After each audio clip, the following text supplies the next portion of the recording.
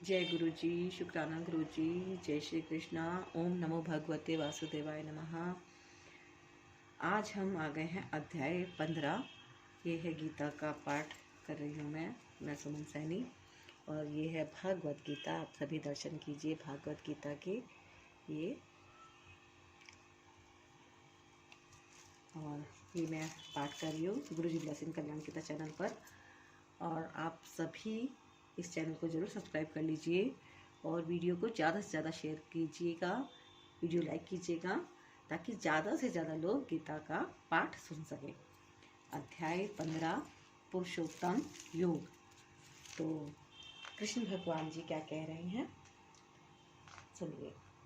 भगवान ने कहा जाता है कि एक शाश्वत अशत्रु वृक्ष है जिसकी जड़ें तो ऊपर की ओर हैं और शाखाएं नीचे की ओर तथा पंक्तियां वैदिक स्रोत हैं।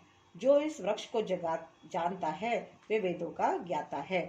तात्पर्य यह है भक्ति योग की महत्ता को विवेचन के बाद यह पूछा जा सकता है। भक्ति योग की महत्ता की विवेचना के बाद यह पूछा जा सकता है वेदों का क्या प्रयोजन है।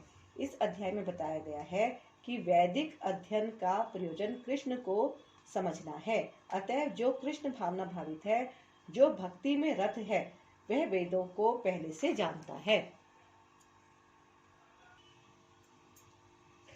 तात्पर्य इस भौतिक जगत के बंधन की तुलना तथ्य के वृक्ष से की गई है। जो व्यक्ति सकाम कर्मों में लगा है उसके लिए इस वृक्ष का कोई अंत नहीं है। वह एक शाखा से दूसरी में और दूसरी से तीसरी में घूमता रहता है। इस जगत रूपी वृक्ष का कोई अंत नहीं है और जो इस वृक्ष में आसक्त है उसकी मुक्ति की कोई संभावना नहीं है। वैदिक स्रोत जो आत्मोन्नति के लिए है वे ही इस वृक्ष के पत्ते हैं। इस वृक्ष की जड़ें ऊपर की ओर बढ़ती हैं क्योंकि वे इस ब्रह्मांड के सर्वोच्च लोक से प्रारंभ होती हैं। यहाँ पर ब्रह्मा स्थित है। यदि कोई इस मोह रूपी अविनाशी वृक्ष को समझ लेता है तो वह इससे बाहर निकल सकता है। बाहर निकलने की इस विधि को जानना आवश्यक है। पिछले अध्यायों में बताया जा चुका है कि भवबंधन से निकलने की कई विधियां हैं। हम 13वें अध्याय तक यह देख चुके हैं कि भगवत भक्ति ही सर्वोत्कृष्ट विधि है। भक्ति का मूल सिद्धांत है भौतिक कार्यों से विसक्ति तथा भगवान की दिव्य सेवा में अनुरक्ति। इस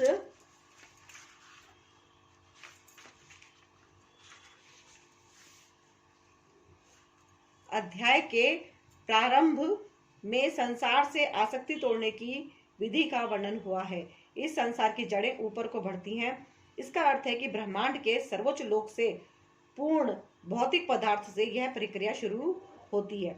वहीं से सारे ब्रह्मांड का विस्तार होता है जिसमें अनेक लोक उसकी शाखाओं के रूप में होते हैं।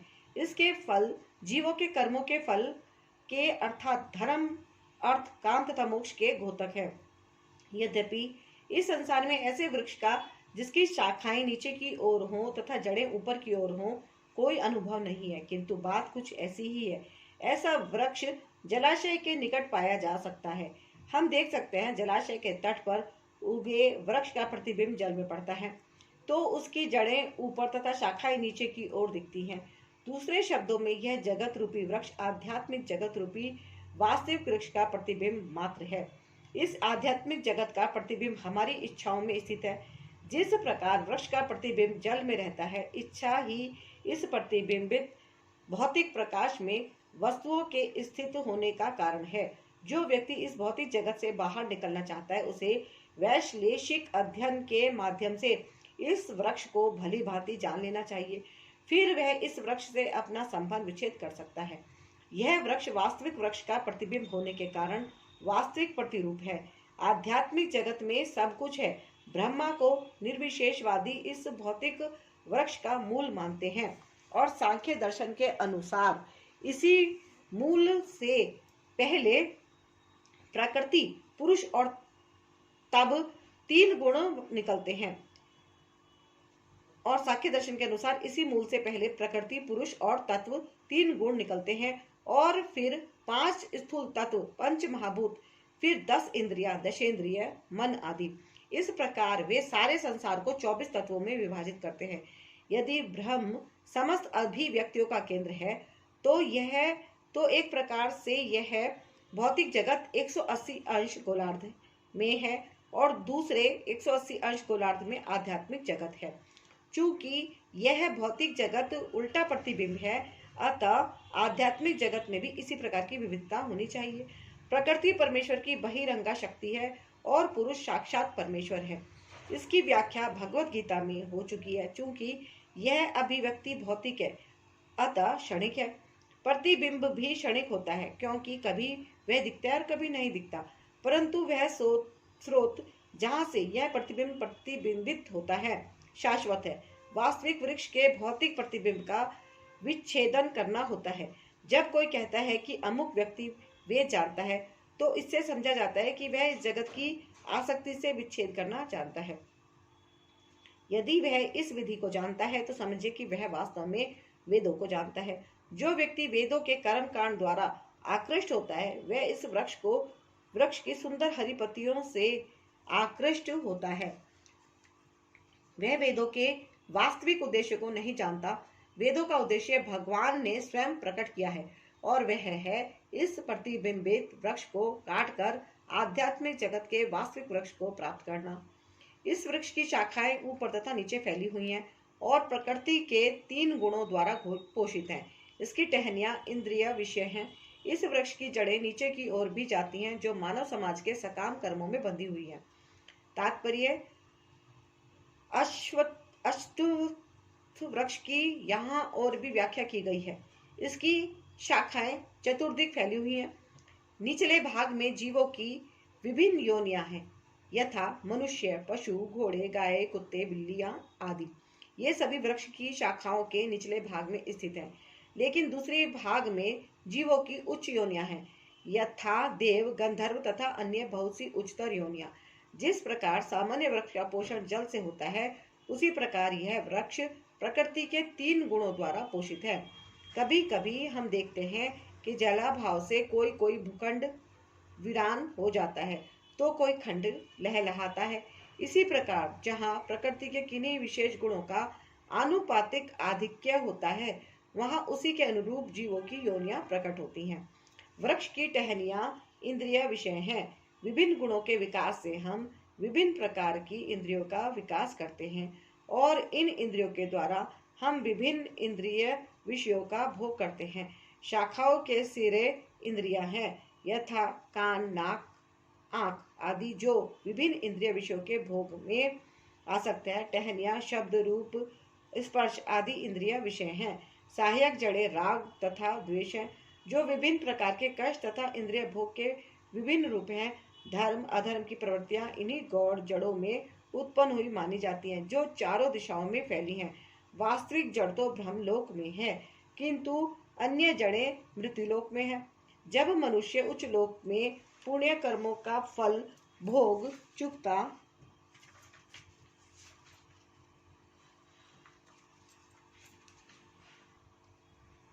है, तो वह इस धरा पर उतरता है और उन्नति के लिए सकाम कर्मों का नवीनीकरण करता है। यह मनुष्य लोक कर्म क्षेत्र माना जाता है। इस वृक्ष के वास्तविक स्वरूप का अनुभव इस जगत में नहीं किया जा सकता। कोई भी नहीं समझ सकता कि इसका आदि कहाँ है, अंत कहाँ है या इसका आधार कहाँ है। लेकिन मनुष्य को चाहिए कि इस दृढ़ मूल वाले वृक्ष को विरक्ति के शस्त्र से काट गिराए। तत्पश्चात उसे ऐसे स्थान की खोज करनी चाहिए जहां जाकर लौट आना पड़े और जहां उस भगवान की शरण ग्रहण कर ली जाए, जिससे अनादिकाल से प्रत्येक वस्तु का सूत्रपात तथा विस्तार होता आया है। तात्पर्य, जब यह स्पष्ट कह दिया गया है कि इस अश्वत्थ वृक्ष के वास्तविक स्वरूप को इस भौतिक जगत में नहीं समझा जा सकता, चूंकि इसकी जड़ें ऊपर की ओर हैं, अतः वास्तविक वृक्ष का विस्तार विरुद्ध दिशा में होता है। जब वृक्ष के भौतिक विस्तार में कोई फंस जाता है, तो उसे ना तो यह पता चलता है कि वह कितनी दूरी तक फैला है और ना वह इस वृक्ष के शुभारंभ को ही देख पाता है। फिर भी मनुष्य को कारण की खोज करनी ही होती है। मैं अमुक पिता का पुत्र हूँ, जो अमुक का पुत्र है आदि। इस प्रकार अनुसंधान करने से मनुष्य को ब्रह्म प्राप्त होते हैं, जिन्हें गर्भोदकशायी विष्णु ने उत्पन्न किया। इस प्रकार अंततः भगवान भगवान तक पहुंचा जा सकता है, जहां सारी गवेषणा का अंत हो जाता है। मनुष्य को इस वृक्ष के उद्गम परमेश्वर की खोज ऐसे व्यक्तियों की संगति द्वारा करनी होती है जिन्हें उस परमेश्वर का ज्ञान प्राप्त है। इस प्रकार ज्ञान से मनुष्य धीरे धीरे वास्तविकता के इस छद्य प्रतिबिंब से विलग हो जाता है और संबंध विच्छेद होने पर वह वास्तव में मूल वृक्ष में स्थित हो जाता है। इस प्रसंग में असंग शब्द अत्यंत महत्वपूर्ण है, क्योंकि विषय भोग की आसक्ति तथा भौतिक प्रकृति पर प्रभुता अत्यंत प्रबल होती है। अतः प्रामाणिक शास्त्रों पर आधारित आत्मज्ञान की विवेचना द्वारा विरक्ति सीखनी चाहिए और ज्ञानी पुरुषों में से श्रवण करना चाहिए। भक्तों की संगति में रहकर ऐसे विवेचना से भगवान की प्राप्ति होती है। तब सर्वप्रथम जो करणीय है वह है भगवान की शरण ग्रहण करना। यहाँ पर उस स्थान पद का वर्णन किया गया है जहाँ जाकर मनुष्य इस छंद्य प्रतिबिंबित वृक्ष में कभी वापस नहीं लौटता। भगवान कृष्ण वह आदि मूल है जहाँ से प्रत्येक वस्तु निकलती है। उस भगवान का अनुग्रह प्राप्त करने के लिए केवल उनकी शरण ग्रहण करनी चाहिए, जो श्रवण कीर्तन आदि द्वारा भक्ति करने के फलस्वरूप प्राप्त होती है, ना ही भौतिक जगत के विस्तार के कारण है। इसकी व्याख्या पहले ही स्वयं भगवान ने की है। अहम सर्वस्य प्रभवम, मैं प्रत्येक वस्तु का उद्गम हूँ। अतः इस भौतिक जीवन रूपी प्रबल अश्वत्थ के रूप के वृक्ष के बंधन से छूटने के लिए कृष्ण की शरण ग्रहण की जानी चाहिए। कृष्ण की शरण ग्रहण करते ही मनुष्य स्वतः इस भौतिक विस्तार से विलग हो जाता है, जो झूठी प्रतिष्ठा, मोह तथा कुसंगति से मुक्त है, जो शाश्वत तत्व को समझते हैं, जिन्होंने भौतिक काम को नष्ट कर दिया है, जो सुख तथा दुख के द्वंद्व से मुक्त हैं, जो मोह रहित होकर परम पुरुष के शरणागत होना जानते हैं, वे इस शाश्वत राज्य को प्राप्त होते हैं। तात्पर्य यह है, यहाँ पर शरणागति का अत्यंत सुंदर वर्णन हुआ है। इसके लिए जिस प्रथम योग्यता की आवश्यकता है वह है मिथ्या अहंकार से मोहित न होना। चूंकि बद्ध जीव अपने को प्रकृति का स्वामी मानकर गर्वित रहता है, अतएव उसके लिए भगवान की शरण में जाना कठिन होता है। उसे वास्तविक ज्ञान के अनुशीलन द्वारा यह जानना चाहिए कि वह प्रकृति का स्वामी नहीं है, उसका स्वामी तो परमेश्वर है। जब मनुष्य अहंकार से उत्पन्न मोह से मुक्त हो जाता है, तभी शरणागति की प्रक्रिया प्रारंभ हो सकती है। जो व्यक्ति इस संसार में सदैव सम्मान की आशा रखता है, उसके लिए भगवान के शरणागत होना कठिन है। अहंकार तो मोह के कारण होता है, क्योंकि यद्यपि मनुष्य यहाँ आता है, कुछ काल तक रहता है और फिर चला जाता है, तो भी मुक्तावश यह समझ बैठता है कि वही संसार का स्वामी है। इस तरह वह सारी परिस्थिति को जटिल बना देता है और सदैव कष्ट उठाता रहता है। सारा संसार इसी भ्रांत धारणा के अंतर्गत आगे बढ़ता है। लोग सोचते हैं कि यह भूमि या पृथ्वी मानव समाज की है और उन्होंने भूमि का विभाजन इस मिथ्या धारणा से कर रखा है कि वे इसके स्वामी हैं। मनुष्य को इस भ्रम से मुक्त होना चाहिए कि मानव समाज ही इस जगत का स्वामी है। जब मनुष्य इस प्रकार की भ्रांत धारणा से मुक्त हो जाता है, तो वह पारिवारिक, सामाजिक तथा राष्ट्रीय स्नेह से उत्पन्न कुसंगतियों से मुक्त हो जाता है। ये त्रुटि पूर्ण संगतियां ही उसे इस संसार से बांधने वाली हैं। इस अवस्था के बाद उसे आध्यात्मिक ज्ञान विकसित करना होता है। उसे ऐसे ज्ञान का अनुशीलन करना होता है कि वास्तव में उसका क्या है और क्या नहीं है। और जब उसे वस्तुओं का सही सही ज्ञान हो जाता है, तो वह सुख, दुख, हर्ष, विषाद जैसे द्वंद्व से मुक्त हो जाता है। वह ज्ञान से परिपूर्ण हो जाता है और तब भगवान का शरणागत बनना संभव हो पाता है। वह मेरा परम धाम ना तो सूर्य या चंद्र के द्वारा प्रकाशित होता है और ना अग्नि या बिजली से। जो लोग वहां पहुंच जाते हैं, वे इस भौतिक जगत में फिर से लौटकर नहीं आते। तात्पर्य, यहाँ पर आध्यात्मिक जगत अर्थात भगवान कृष्ण के धाम का वर्णन हुआ है, जिसे कृष्ण लोक या गोलोक वृंदावन कहा जाता है। चिन्मय आकाश में ना तो सूर्य प्रकाश की आवश्यकता है, ना चंद्र प्रकाश अथवा अग्नि या बिजली की। क्योंकि सारे लोक स्वयं प्रकाशित हैं। इस ब्रह्मांड में केवल एक लोक सूर्य ऐसा है जो स्वयं प्रकाशित है, लेकिन आध्यात्मिक आकाश में सभी लोग स्वयं प्रकाशित हैं। उस समस्त लोगों के, जिन्हें बैकुंठ कहा जाता है, चमचमाते तेज से चमकीला आकाश बनता है, जिसे ब्रह्म ज्योति कहते हैं। वस्तुतः यह तेज कृष्ण लोक, गोलोक, वृंदावन से निकलता है। इस तेज का एक अंश महत तत्व अर्थात भौतिक जगत में से आच्छादित रहता है। इसके अतिरिक्त ज्योतिर्मय आकाश या अधिकांश भाग जो आध्यात्मिक लोकों से पूर्ण है, जिन्हें वैकुंठ कहा जाता है और जिनमें से गोलोक वृंदावन प्रमुख है। जब तक जीव इस अंधकारमय जगत में रहता है, तब तक वह बद्ध अवस्था में होता है, लेकिन ज्यों ही वह इस भौतिक जगत रूपी मिथ्या विकृत वृक्ष को काट कर आध्यात्मिक आकाश में पहुंचता है, त्यों ही वह मुक्त हो जाता है। तब वह यहाँ वापस नहीं आता। इस बद्ध जीवन में जीव अपने को भौतिक जगत का स्वामी मानता है, लेकिन अपनी मुक्त अवस्था में वह आध्यात्मिक राज्य में प्रवेश करता है और परमेश्वर का पार्षद बन जाता है। वहां पर वह सच्चिदानंदमय जीवन बिताता है। इस सूचना से मनुष्य को मुग्ध हो जाना चाहिए। उसे इस शाश्वत जगत में ले जाए जाने की इच्छा करनी चाहिए और सच्चाई के इस मिथ्या प्रतिबिंब से अपने आप को विलग कर लेना चाहिए।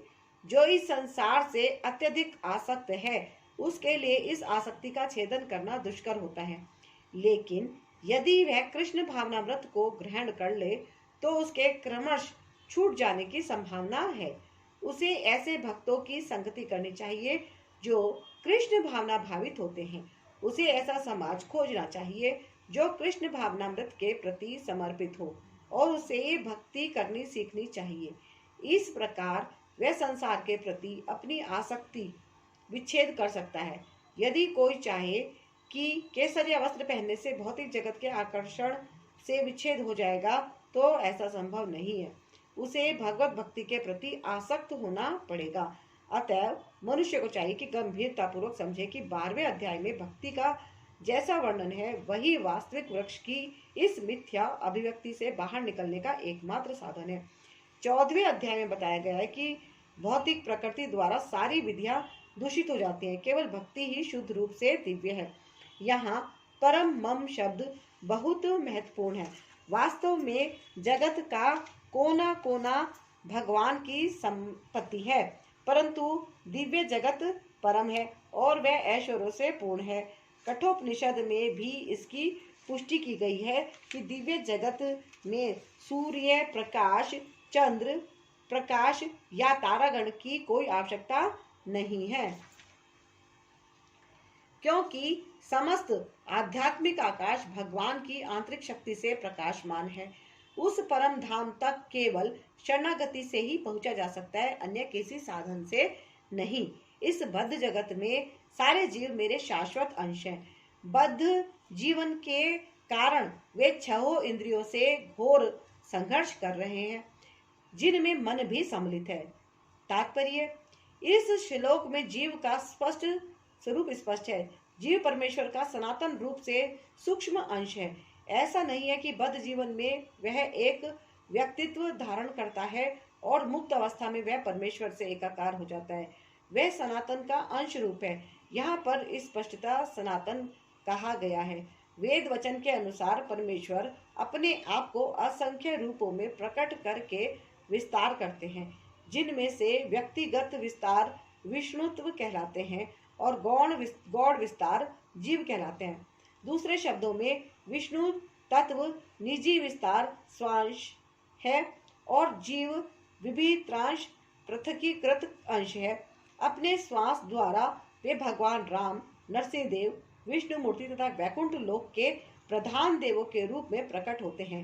विभिन्नांश अर्थात जीव सनातन सेवक होते हैं। भगवान के श्वास सदैव विद्यमान रहते हैं। इसी प्रकार जीवों के विभिन्नांशों के अपने स्वरूप होते हैं। परमेश्वर के विभिन्नांश होने के कारण जीवों में भी उनके आंशिक गुण पाए जाते हैं, जिनमें से स्वतंत्रता एक है। प्रत्येक जीव का आत्मा रूप में अपना व्यक्तित्व और सूक्ष्म स्वातंत्र यह होता है। इसी स्वातंत्र्य के दुरुपयोग से जीव बद्ध बनता है और उसके सही उपयोग से वह मुक्त बनता है। दोनों ही अवस्थाओं में वह भगवान के समान ही सनातन होता है। मुक्त अवस्था में वह इस भौतिक अवस्था से मुक्त रहता है और भगवान की दिव्य सेवा में निरत होता है। बद्ध जीवन में प्रकृति के गुणों द्वारा अभिभूत होकर वह भगवान की दिव्य प्रेमा भक्ति को भूल जाता है। फलस्वरूप उसे अपनी स्थिति बनाए रखने के लिए इस संसार में आध्यात्मिक संघर्ष करना पड़ता है।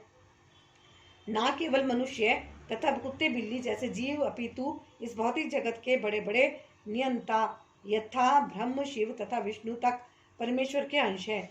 ये सभी सनातन अभिव्यक्तियां हैं, क्षणिक नहीं।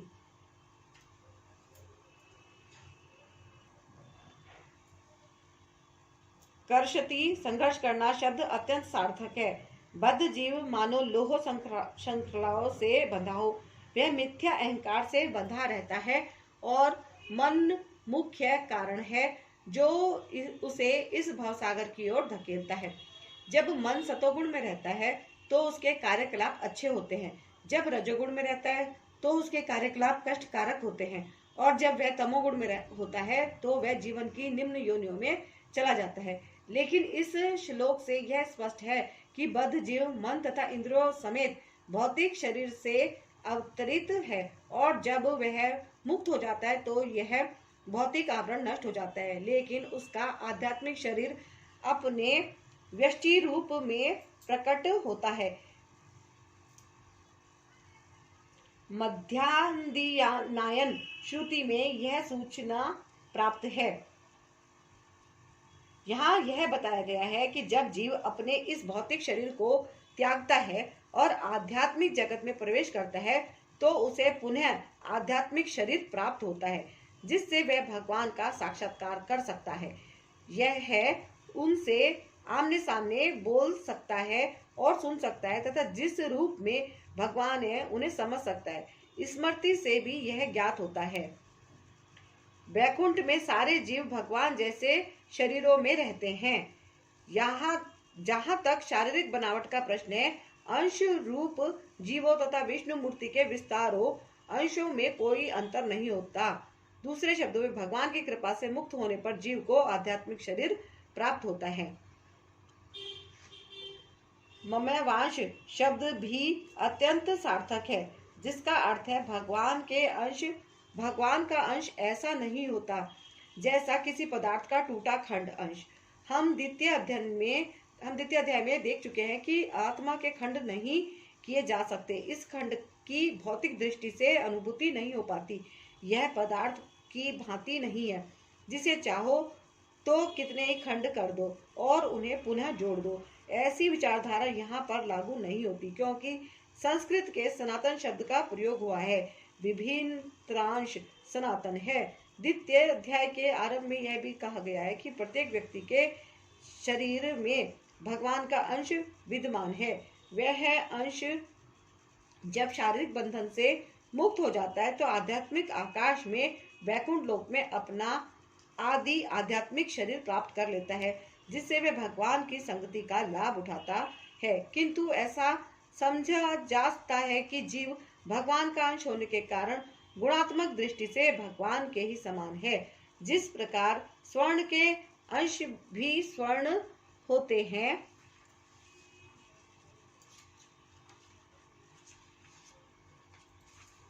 इस संसार में जीव अपनी देहात्म बुद्धि को एक शरीर से दूसरे में उसी तरह ले जाता है जिस तरह वायु सुगंधि को ले जाता है। इस प्रकार वह एक शरीर धारण करता है और फिर इसे त्याग कर दूसरा शरीर धारण करता है। तात्पर्य यहाँ पर जीव को ईश्वर अर्थात अपने शरीर का नियामक कहा गया है। यदि वह चाहे तो अपने शरीर को त्याग कर उच्चतर योनि में जा सकता है और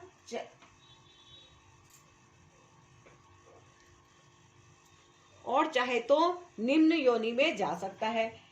इस विषय में उसे थोड़ी स्वतंत्रता प्राप्त है। शरीर में जो परिवर्तन होता है वह उस पर निर्भर करता है।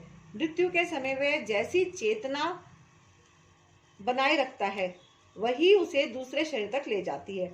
यदि वह कुत्ते या बिल्ली जैसी चेतना बनाता है तो उसे कुत्ते या बिल्ली का शरीर प्राप्त होता है। यदि वह अपनी चेतना दैवी गुणों में स्थित करता है तो उसे देवता का स्वरूप प्राप्त होता है। और यदि वह कृष्ण भावनामृत में होता है तो वह आध्यात्मिक जगत में कृष्ण लोक को जाता है, जहाँ उसका सानिध्य कृष्ण से होता है। यह दावा मिथ्या है कि इस शरीर के नाश होने पर सब कुछ समाप्त हो जाता है। आत्मा एक शरीर से दूसरे शरीर में देहांतरण करता है और वर्तमान शरीर तथा वर्तमान कार्यकलाप ही अगले शरीर का आधार बनते हैं। कर्म के अनुसार भिन्न शरीर प्राप्त होता है और समय आने पर यह शरीर त्यागना होता है। यहाँ यह कहा गया है कि सूक्ष्म शरीर जो अगले शरीर का बीज वहन करता है, अगले जीवन में दूसरा शरीर निर्माण करता है। एक शरीर से दूसरे शरीर में देहांतरण की प्रक्रिया तथा शरीर में रहते हुए संघर्ष करने को कर्षति अर्थात जीवन संघर्ष कहते हैं। इस प्रकार दूसरा स्थूल शरीर धारण करके जीव विशेष प्रकार का कान, आंख, नाक, जीभ, नाक तथा स्पर्श इंद्रियां, त्वचा प्राप्त करता है, जो मन के चारों ओर संपूजित है। इस प्रकार वह इंद्रिय विषयों के एक विशिष्ट समुच्चय का भोग करता है। तात्पर्य यह है, दूसरे शब्दों में, यदि जीव अपनी चेतना को कुत्ते तथा बिल्लियों के गुणों जैसा बना देता है तो उसे अगले जन्म में कुत्ते या बिल्ली का शरीर प्राप्त होता है, जिसका वह भोग करता है। चेतना मूलतः जल के समान विमल होती है, लेकिन यदि हम जल में रंग मिला देते हैं तो उसका रंग बदल जाता है। इसी प्रकार से चेतना भी शुद्ध है क्योंकि आत्मा शुद्ध है, लेकिन भौतिक गुणों की संगति के अनुसार चेतना बदलती जाती है। वास्तविक चेतना तो कृष्ण भावनामृत है।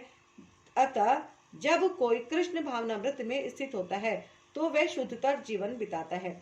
लेकिन यदि उसकी चेतना किसी भौतिक प्रवृत्ति से मिश्रित हो जाती है तो अगले जीवन में उसे वैसा ही शरीर मिलता है। यह आवश्यक नहीं है कि उसे पुनः मनुष्य शरीर प्राप्त हो। वह कुत्ता, बिल्ली, सूकर, देवता या 84 लाख योनियों में से कोई भी रूप प्राप्त कर सकता है। मूर्ख ना तो समझ पाते हैं कि जीव किस प्रकार अपना शरीर त्याग सकता है, ना ही यह समझ पाते हैं कि प्रकृति के गुणों के अधीन वह किस तरह के शरीर का भोग करता है। लेकिन उसकी आंखें ज्ञान में प्रशिक्षित होती हैं, वह ये सब देख सकता है। तात्पर्य यह है, ज्ञान चक्षु शब्द अत्यंत महत्वपूर्ण है। बिना ज्ञान के कोई ना तो यह समझ सकता है कि जीव इस शरीर को किस प्रकार त्यागता है, ना ही यह समझ सकता है कि वह अगले जीवन में कैसा शरीर धारण करने जा रहा है, अथवा यह कि वह विशेष प्रकार के शरीर में क्यों रह रहा है। इसके लिए पर्याप्त ज्ञान की आवश्यकता होती है, जिसे प्रमाणिक गुरु से भगवत गीता तथा अन्य ऐसे ग्रंथों को सुनकर समझा जा सकता है। जो इन बातों को समझने के लिए प्रशिक्षित हैं, वे भाग्यशाली हैं। प्रत्येक जीव किन्हीं परिस्थितियों में शरीर त्यागता है, जीवित रहता है और प्रकृति के अधीन होकर भोग करता है। फलस्वरूप वह इंद्रिय भोग के भ्रम में नाना प्रकार के सुख दुख सहता रहता है। ऐसे व्यक्ति जो काम तथा इच्छा के कारण निरंतर मूर्ख बनते रहते हैं, अपने शरीर परिवर्तन तथा विशेष शरीर से अपने वास को समझने की सारी शक्ति खो बैठते हैं। वे इसे नहीं समझ सकते, किंतु जिन्हें आध्यात्मिक ज्ञान हो चुका है, वे देखते हैं कि आत्मा शरीर से भिन्न है और यह अपना शरीर बदलकर विभिन्न प्रकार से भोगता रहता है। ऐसे ज्ञान से युक्त व्यक्ति समझ सकता है कि संसार में बद्ध जीव किस प्रकार कष्ट भोग रहे हैं। अतएव जो लोग कृष्ण भावनामृत में अत्यधिक आगे बढ़े हुए हैं, वे इस ज्ञान को सामान्य लोगों तक पहुंचाने में प्रयत्नशील रहते हैं, क्योंकि उनका बद्ध जीवन अत्यंत कष्टप्रद रहता है। उन्हें इसमें से निकलकर कृष्ण भावना भावित होकर आध्यात्मिक लोक में जाने के लिए अपने को मुक्त करना चाहिए। आत्म साक्षात्कार को प्राप्त प्रयत्नशील योगी जन यह सब स्पष्ट रूप से देख सकते हैं, लेकिन जिनके मन विकसित नहीं है और जो आत्म साक्षात्कार को प्राप्त नहीं है, वे प्रयत्न करके भी यह नहीं देख पाते कि क्या हो रहा है। तात्पर्य, अनेक योगी आत्म साक्षात्कार के पथ पर होते हैं, लेकिन जो आत्म साक्षात्कार को प्राप्त नहीं है, वह यह नहीं देख पाता कि जीव के शरीर में कैसे कैसे परिवर्तन हो रहे हैं। इस प्रसंग में योगिन शब्द महत्वपूर्ण है। आजकल ऐसे अनेक तथाकथित योगी हैं और योगियों के तथाकथित संगठन हैं, लेकिन आत्म साक्षात्कार के मामले में वे शून्य हैं। वे केवल कुछ आसनों में व्यस्त रहते हैं और यदि उनका शरीर सुगठित तथा स्वस्थ हो गया तो वे संतुष्ट हो जाते हैं। उन्हें इसके अतिरिक्त कोई जानकारी नहीं रहती। वे यतंतो प्रयाकृतात्मान कहलाते हैं। यद्यपि वे तथाकथित योग पद्धति का प्रयास करते हैं, लेकिन वे स्वरूप सिद्ध नहीं हो पाते। ऐसे व्यक्ति आत्मा के देहांतरण को नहीं समझ सकते। केवल वे ही ये सभी बातें समझ पाते हैं जो सचमुच योग पद्धति में रमते हैं और जिन्हें आत्मा, जगत तथा परमेश्वर की अनुभूति हो चुकी है। दूसरे शब्दों में जो भक्त योगी हैं वे ही समझ सकते हैं कि किस प्रकार से सब कुछ घटित होता है। सूर्य का तेज जो सारे विश्व के अंधकार को दूर करता है मुझसे ही निकलता है। चंद्रमा तथा अग्नि के तेज भी मुझसे उत्पन्न हैं। तात्पर्य यह है, अज्ञानी मनुष्य यह नहीं समझ पाता कि यह सब कुछ कैसे घटित होता है, लेकिन भगवान ने यहाँ पर जो कुछ बताया है उसे समझकर ज्ञान प्राप्त किया जा सकता है। प्रत्येक व्यक्ति सूर्य, चंद्रमा, अग्नि तथा बिजली देखता है। उसे यह समझने का प्रयास करना चाहिए कि चाहे सूर्य का तेज हो या चंद्रमा, अग्नि अथवा बिजली का तेज, ये सब भगवान से ही उद्भूत हुए हैं।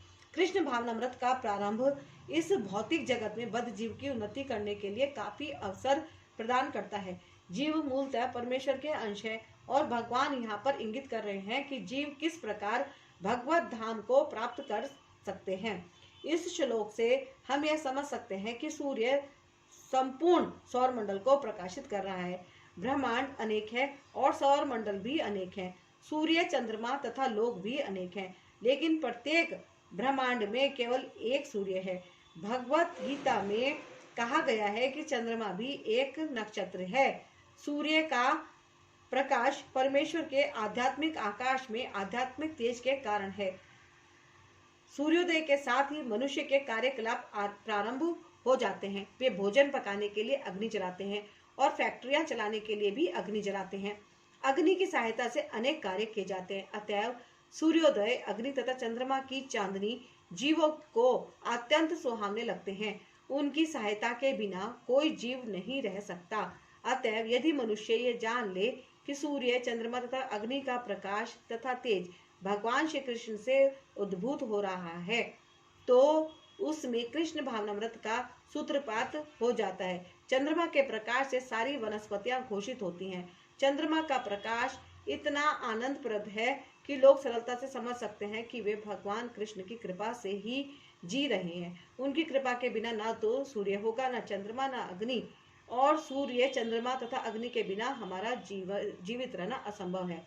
बद्ध जीव में कृष्ण भावनामृत जगाने वाले ये ही कतिपय विचार हैं। मैं प्रत्येक लोक में प्रवेश करता हूँ और मेरी शक्ति से सारे लोग अपनी कक्षा में स्थित रहते हैं। मैं चंद्रमा बनकर समस्त वनस्पतियों को जीवन रस प्रदान करता हूँ। तात्पर्य, ऐसा ज्ञात है कि सारे लोग केवल भगवान की शक्ति से वायु में तैर रहे हैं। भगवान प्रत्येक अणु, प्रत्येक लोक तथा प्रत्येक जीव में प्रवेश करते हैं। इसकी विवेचना ब्रह्म संहिता में की गई है। उसमें कहा गया है, परमेश्वर का एक अंश परमात्मा लोकों में, ब्रह्मांड में, जीव में तथा अणु तक में प्रवेश करता है। अतएव उनके प्रवेश करने से प्रत्येक वस्तु ठीक से दिखती है। जब आत्मा होती है तो जीवित मनुष्य पानी में तैर सकता है, लेकिन जब जीवित स्फुलिंग इस देह से निकल जाता है और शरीर मृत हो जाता है तो शरीर डूब जाता है। निसंदेह सड़ने के बाद यह शरीर तिनके तथा अन्य वस्तुओं के समान तैरता है, लेकिन मरने के बाद शरीर पानी में डूब जाता है। इसी प्रकार ये सारे लोग शून्य में तैर रहे हैं और यह सब उनमें भगवान की परम शक्ति के प्रवेश के कारण है। उनकी शक्ति प्रत्येक लोक को उसी तरह थामे रहती है जिस प्रकार धूल को मुट्ठी में बंद रहने पर धूल के गिरने का भय नहीं रहता, लेकिन ज्यों ही धूल को वायु में फेंक दिया जाता है तो वह नीचे गिर पड़ती है। इसी प्रकार ये सारे लोग जो वायु में तैर रहे हैं वास्तव में भगवान के विराट रूप की मुट्ठी में बंधे हैं। उनके बल तथा शक्ति से सारी चर तथा अचर वस्तुएं अपने अपने स्थानों पर टिकी हैं। वैदिक मंत्रों में कहा गया है कि भगवान के कारण सूर्य चमकता है और सारे लोग लगातार घूमते रहते हैं। यदि ऐसा उनके कारण ना हो तो सारे लोग वायु में धूल के समान बिखर कर नष्ट हो जाएं। इसी प्रकार से भगवान के ही कारण चंद्रमा समस्त वनस्पतियों का पोषण करता है। चंद्रमा के प्रभाव से सब्जियां सुस्वादु बनती हैं। चंद्रमा के प्रकाश के बिना सब्जियां ना तो बढ़ सकती हैं ना स्वादिष्ट हो सकती हैं। वास्तव में मानव समाज भगवान की कृपा से काम करता है, सुख से रहता है और भोजन का आनंद लेता है, अन्यथा मनुष्य जीवित ना रहता। रसात्मक शब्द अत्यंत महत्वपूर्ण है। प्रत्येक वस्तु चंद्रमा के प्रभाव से परमेश्वर के द्वारा स्वादिष्ट बनती है। मैं समस्त जीवों के शरीरों में पाचन अग्नि वैश्वानर हूँ और मैं श्वास प्रश्वास प्राणवायु में रहकर 4 प्रकार के अन्नों को पचाता हूँ। तात्पर्य, आयुर्वेद शास्त्र के अनुसार आमाशय पेट में अग्नि होती है जो वहां पहुंचे भोजन को पचाती है। जब वह अग्नि प्रज्वलित नहीं रहती तो भूख नहीं जगती और जब यह अग्नि ठीक रहती है तो भूख लगती है। कभी कभी जब अग्नि मंद हो जाती है तो उपचार की आवश्यकता होती है। जो भी हो, यह अग्नि भगवान का प्रतिनिधि स्वरूप है। वैदिक मंत्रों से भी पुष्टि होती है कि परमेश्वर यह ब्रह्म अग्नि रूप में आमाशय के भीतर स्थित है और समस्त प्रकार के अन्न को पचाते हैं। चूंकि भगवान सभी प्रकार के अन्नों के पाचन में सहायक होते हैं, अतएव जीव भोजन करने के मामले में स्वतंत्र रहता है। जब तक परमेश्वर पाचन में उसकी सहायता नहीं करते तब तक खाने की कोई संभावना नहीं है। इस प्रकार भगवान ही अन्न को उत्पन्न करने और वे ही पचाते हैं और उनकी कृपा से हम जीवन का आनंद उठाते हैं। वेदांत सूत्र में भी इसकी पुष्टि हुई है। शब्दादिभ्योऽन्त प्रतिष्ठानाच्च, भगवान शब्द के भीतर, शरीर के भीतर, वायु के भीतर तथा यहाँ तक कि पाचन शक्ति के रूप में आमाशय में भी उपस्थित है। अन्न 4 प्रकार का होता है। कुछ निगले जाते हैं, कुछ चबाए जाते हैं, कुछ निगले जाते हैं, पेय लिक्विड मतलब, कुछ चबाए जाते हैं, भोज्य, कुछ चाटे जाते हैं, लोहा तथा कुछ चूसे जाते हैं, चौष्य। भगवान सभी प्रकार के अन्नों को पाचक शक्ति है। भगवान सभी प्रकार के अन्नों की पाचक शक्ति है। मैं प्रत्येक जीव के हृदय में आसीन हूँ और मुझ से ही स्मृति, ज्ञान तथा विस्मृति होती है। मैं ही वेदों के द्वारा जानने योग्य हूँ। निसंदेह मैं वेदांत का संकलन करता तथा समस्त वेदों का जानने वाला हूँ। तात्पर्य यह है, परमेश्वर परमात्मा रूप में प्रत्येक जीव के हृदय में स्थित है और उन्हीं के कारण सारे कर्म प्रेरित होते हैं। जीव अपने विगत जीवन की सारी बातें भूल जाता है, लेकिन उसे परमेश्वर के निर्देशानुसार कार्य करना होता है जो उसके सारे कर्मों का साक्षी है। अतः वह अपने विगत कर्मों के अनुसार कार्य करना प्रारंभ करता है। इसके लिए आवश्यक ज्ञान तथा स्मृति उसे प्रदान की जाती है, लेकिन वह विगत जीवन के विषय में भूलता रहता है। इस प्रकार भगवान न केवल सर्वव्यापी हैं, अपितु वे प्रत्येक हृदय में अंतर्यामी भी हैं। वे विभिन्न कर्म फल प्रदान करने वाले हैं। वे ना तो केवल निराकार ब्रह्मा तथा अंतर्यामी परमात्मा के रूप में पूजनीय हैं, अपितु वे वेदों के अवतार के रूप में भी पूजनीय हैं। वेद लोगों को सही दिशा बताते हैं जिससे वे समुचित ढंग से अपना जीवन ढाल सकें और भगवान के धाम को वापस जा सकें।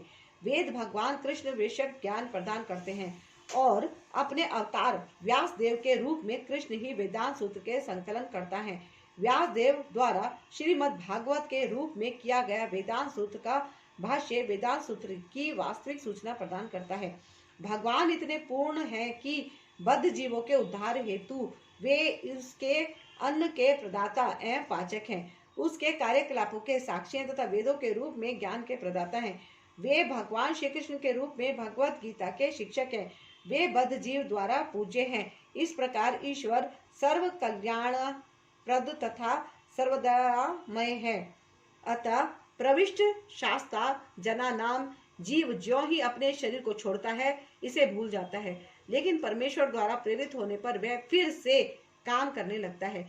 यद्यपि जीव भूल जाता है, लेकिन भगवान उसे बुद्धि प्रदान करते हैं, जिससे वह अपने पूर्व जन्म के अपूर्ण कार्य को फिर से करने लगता है। अतएव जीव अपने हृदय में स्थित परमेश्वर के आदेशानुसार इस जगत में सुख या दुख का केवल भोग ही नहीं करता है, अपितु उनसे वे समझने का अवसर भी प्राप्त करता है। यदि कोई ठीक से वैदिक ज्ञान पाना चाहे तो कृष्ण उसे आवश्यक बुद्धि प्रदान करते हैं। वे किस लिए वैदिक ज्ञान प्रस्तुत करते हैं? इसलिए कि जीव को कृष्ण को समझने की आवश्यकता है। इसकी पुष्टि वैदिक साहित्य से होती है। चारों वेदों, वेदांत सूत्र तथा उपनिषदों एवं पुराणों समेत सारे वैदिक साहित्य में परमेश्वर की कीर्ति का गान है। उन्हें वैदिक अनुष्ठानों द्वारा, वैदिक दर्शन की व्याख्या द्वारा तथा भगवान की भक्तिमय पूजा द्वारा प्राप्त किया जाता है। अतः वेदों का उद्देश्य कृष्ण को समझना है। वेद हमें निर्देश देते हैं जिससे कृष्ण को जाना जा सकता है और उनकी अनुभूति की जा सकती है। भगवान ही चरम लक्ष्य हैं। वेदांत सूत्र में इसकी पुष्टि इन शब्दों में हुई है। ततु समन्वयात् मनुष्य 3 अवस्थाओं में सिद्धि प्राप्त करता है। वैदिक साहित्य ज्ञान से भगवान के साथ अपने संबंध को समझा जा सकता है, विभिन्न विधियों को संपन्न करके उन तक पहुंचा जा सकता है और अंत में उस परम लक्ष्य श्री भगवान की प्राप्ति की जा सकती है। इस श्लोक में वेदों के प्रयोजन, वेदों के ज्ञान तथा वेदों के लक्ष्य को स्पष्टता परिभाषित किया गया है। जीव 2 प्रकार का है, च्युत अथवा अच्युत। भौतिक जगत में प्रत्येक जीव च्युत शर होता है और आध्यात्मिक जगत में प्रत्येक जीव अच्युत अक्षर कहलाता है। तात्पर्य, जैसा कि पहले बताया जा चुका है, भगवान ने अपने व्यासदेव अवतार में ब्रह्म सूत्र का संकलन किया। भगवान ने यहाँ पर वेदांत सूत्र की विषय वस्तु का सार संक्षेप दिया है। उनका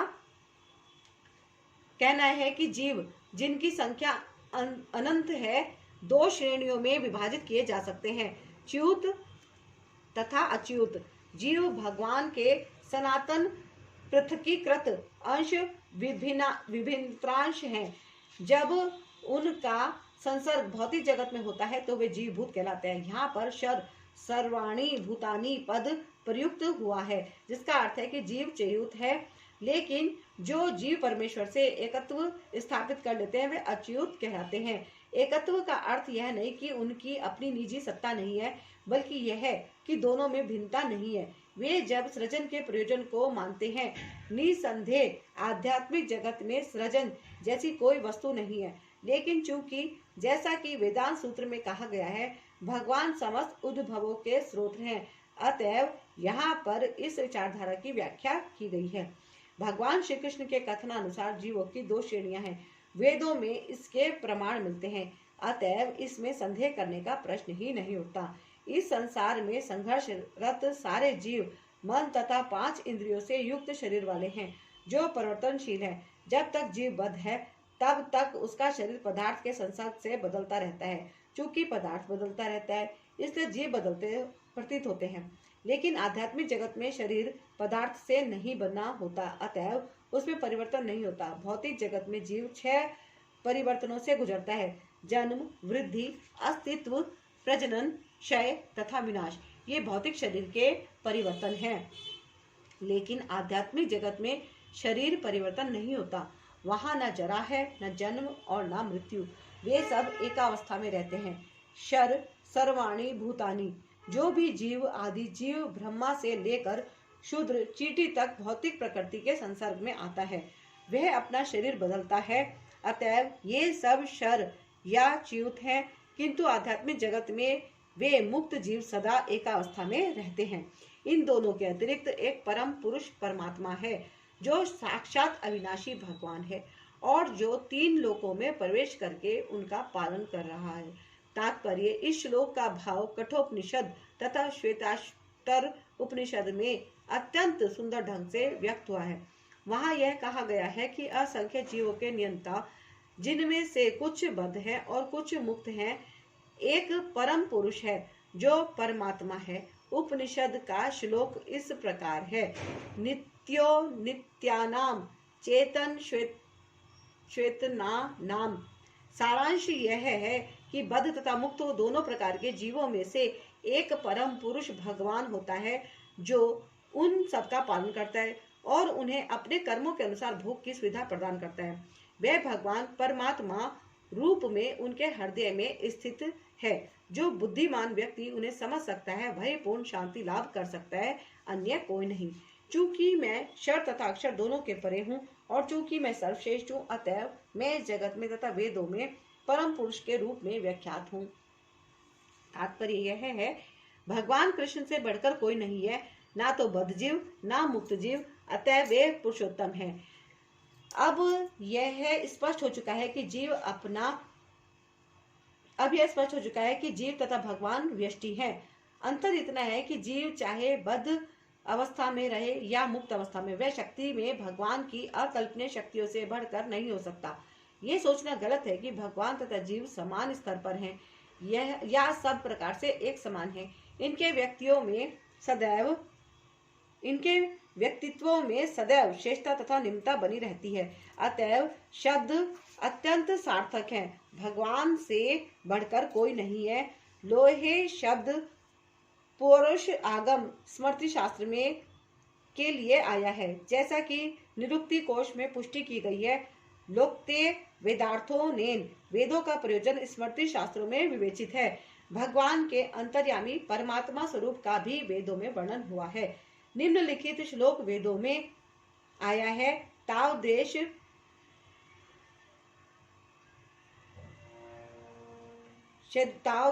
देश संप्रसादोस्माच्छिरातमुत्थाय परम ज्योति रूपम समबध्ये स्वेन रूपेण भिन्निष्पद्यते स उत्तम पुरुषा। शरीर से निकलकर परम आत्मा का प्रवेश निराकार ब्रह्म ज्योति में होता है। तब वे अपने इस आध्यात्मिक स्वरूप में बने रहते हैं। यह परम आत्मा ही परम पुरुष कहलाता है। इसका अर्थ यह हुआ कि परम पुरुष अपना आध्यात्मिक तेज प्रकट एवं प्रसारित करते रहते हैं और यही परम प्रकाश है। उस परम पुरुष का एक स्वरूप है अंतर्यामी परमात्मा। भगवान सत्यवती तथा पराशर के पुत्र रूप में अवतार ग्रहण कर व्यास देव के रूप में वैदिक ज्ञान की व्याख्या करते हैं। जो कोई भी मुझे संशय रहित होकर पुरुषोत्तम भगवान के रूप में जानता है, वह सब कुछ जानने वाला है। अतएव हे भरत पुत्र, वह व्यक्ति मेरी पूर्ण भक्ति में रत होता है। तात्पर्य, जीव तथा भगवान की स्वाभाविक स्थिति के विषय में अनेक दार्शनिक ऊहापोह करते हैं। इस श्लोक में भगवान स्पष्ट बताते हैं कि जो भगवान कृष्ण को परम पुरुष के रूप में जानता है, वह सारी वस्तुओं का ज्ञाता है। अपूर्ण ज्ञाता परम सत्य के विषय में केवल चिंतन करता जाता है, जबकि पूर्ण ज्ञाता समय पर अपव्यय किए बिना सीधे कृष्ण भावनामृत में लग जाता है, अर्थात भगवान की भक्ति करने लगता है। संपूर्ण भगवत गीता में पग पग पर इस तथ्य पर बल दिया गया है। फिर भी भगवत गीता के ऐसे अनेक कट्टर भाष्यकार हैं जो परमेश्वर तथा जीव को एक ही मानते हैं। वैदिक ज्ञान श्रुति कहलाता है, जिसका अर्थ है श्रवण करके सीखना। वास्तव में वैदिक सूचना कृष्ण तथा उनके प्रतिनिधियों जैसे अधिकारियों से ग्रहण करनी चाहिए। यहाँ कृष्ण ने हर वस्तु का अंतर सुंदर ढंग से बताया है, अतएव इसी स्रोत से सुनना चाहिए। लेकिन केवल सूकरों की तरह सुनना पर्याप्त नहीं है। मनुष्य को चाहिए कि अधिकारियों से समझे, ऐसा नहीं कि केवल शुष्क चिंतन ही करता रहे। मनुष्य को विनीत भाव से भगवत गीता से सुनना चाहिए कि सारे जीव सदैव भगवान के अधीन है। जो भी इसे समझ लेता है वही श्री कृष्ण के कथन अनुसार वेदों के प्रयोजन को समझता है, अन्य कोई नहीं समझता। भजती शब्द अत्यंत सार्थक है। कई स्थानों पर भजती का संबंध भगवान की सेवा के अर्थ में व्यक्त हुआ है। यदि कोई व्यक्ति पूर्ण कृष्ण भावनामृत में रत है, अर्थात भगवान की भक्ति करता है, तो यह समझना चाहिए कि उसने सारा वैदिक ज्ञान समझ लिया। वैष्णव परंपरा में यह कहा जाता है कि यदि कोई कृष्ण भक्ति में लगा रहता है तो उसे भगवान को जानने के लिए किसी अन्य आध्यात्मिक विधि की आवश्यकता नहीं रहती। भगवान की भक्ति करने के कारण वह पहले से ही लक्ष्य तक पहुंचा रहता है। वह ज्ञान की समस्त प्रारंभिक विधियों को पार कर चुका होता है। लेकिन यदि कोई लाखों जन्मों तक चिंतन करने पर भी उस लक्ष्य पर नहीं पहुंच पाता कि श्री कृष्ण ही भगवान है और उनकी ही शरण ग्रहण करनी चाहिए, तो उसका अनेक जन्मों का चिंतन व्यर्थ जाता है। हे अनघ, यह वैदिक शास्त्रों का सर्वाधिक गुप्त अंश है जिसे मैंने अब प्रकट किया है। जो कोई इसे समझता है वह बुद्धिमान हो जाएगा और उसके प्रयास पूर्ण होंगे। तात्पर्य भगवान ने यहाँ स्पष्ट किया है कि यही सारे शास्त्रों का सार है। भगवान ने यहाँ स्पष्ट किया है कि यही सारे शास्त्रों का सार है और भगवान ने इसे जिस रूप में कहा है उसे उसी रूप में समझा जाना चाहिए। इस तरह मनुष्य बुद्धिमान तथा दिव्य ज्ञान में पूर्ण हो जाएगा। दूसरे शब्दों में भगवान के इस दर्शन को समझने तथा उनकी दिव्य सेवा में प्रवृत्त होने से प्रत्येक व्यक्ति प्रकृति के गुणों के समस्त कलमश से मुक्त हो सकता है। भक्ति आध्यात्मिक ज्ञान की एक विधि है। जहाँ भी भक्ति होती है वहाँ भौतिक कलमश नहीं रह सकता। भगवत भक्ति तथा स्वयं भगवान एक हैं, क्योंकि दोनों आध्यात्मिक है। भक्ति परमेश्वर की अंतरंगा शक्ति के भीतर होती है। भगवान सूर्य के समान है और अज्ञान अंधकार है। जहाँ सूर्य विद्यमान है वहाँ अंधकार का प्रश्न ही नहीं उठता। अतएव जब भी प्रामाणिक गुरु के मार्गदर्शन के अंतर्गत भक्ति की जाती है तो अज्ञान का प्रश्न ही नहीं उठता। प्रत्येक व्यक्ति को चाहिए कि इस कृष्ण भावनामृत को ग्रहण करे और बुद्धिमान तथा शुद्ध बनने के लिए भक्ति करे। जब तक कोई कृष्ण को इस प्रकार नहीं समझता और भक्ति में प्रवृत्त नहीं होता तब तक सामान्य मनुष्य की दृष्टि में कोई कितना बुद्धिमान क्यों ना हो वह पूर्णतया बुद्धिमान नहीं है। जिस अनग शब्द से अर्जुन को संबोधित किया गया है वह सार्थक है। अनग अर्थात हे निष्पाप का अर्थ है कि जब तक मनुष्य समस्त पाप कर्मों से मुक्त नहीं हो जाता तब तक कृष्ण को समझ पाना कठिन है। उसे समस्त कलमश समस्त पाप कर्मों से मुक्त होना होता है तभी वह समझ सकता है। लेकिन भक्ति इतनी शुद्ध तथा शक्तिमान होती है कि एक बार भक्ति में प्रवृत्त होने पर मनुष्य स्वतः निष्पाप हो जाता है। शुद्ध भक्तों की संगति में रहकर पूर्ण कृष्ण भावनामृत में भक्ति करते हुए कुछ बातों को बिल्कुल ही दूर कर देना चाहिए। सबसे महत्वपूर्ण बात जिस पर विजय पानी है वह है हृदय की दुर्बलता। पहला पतन प्रकृति पर प्रभुत्व जताने की इच्छा के कारण होता है।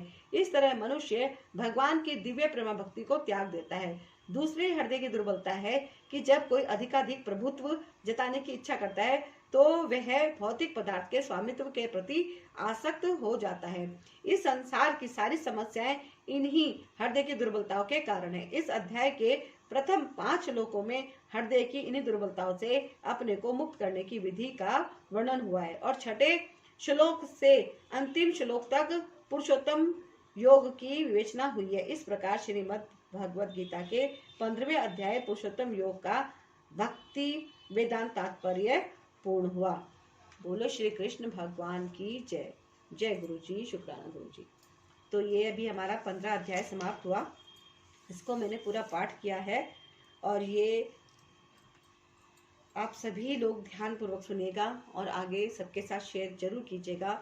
और अब हम नेक्स्ट जो पाठ करेंगे वो है अध्याय 16 देवी तथा आसुरी स्वभाव। तो अभी आज के लिए बस यहीं पे हम समाप्त कर देते हैं और लेते हैं गुरु जी से भी आज्ञा और श्री कृष्ण भगवान जी से भी आज्ञा।